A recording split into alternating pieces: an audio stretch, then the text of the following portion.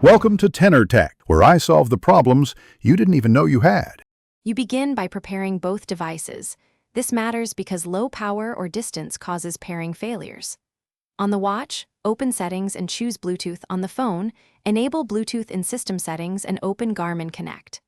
Once done, tap Plus or Add Device in the app. The app scans automatically. Make sure the watch shows pairing mode. If not, press and hold back or select Phone from Watch Settings to trigger Discoverable Mode so the app can find it. You now confirm the connection by selecting your Garmin model in the app list. The app and watch exchange a code to verify identity. Read the code aloud to yourself, then accept on both devices. This prevents accidental pairing with another device nearby. Next, grant the app requested permissions.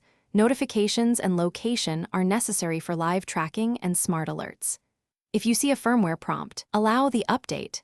Keeping firmware current reduces later connectivity. You finish by initiating a manual sync in Garmin Connect to confirm data flows.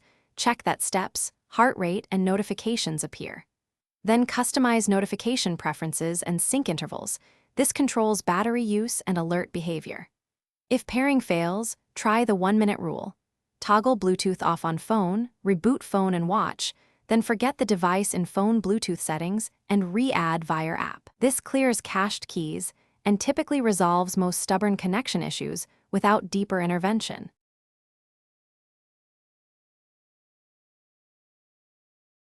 Thanks for watching. Subscribe to keep your life in tune.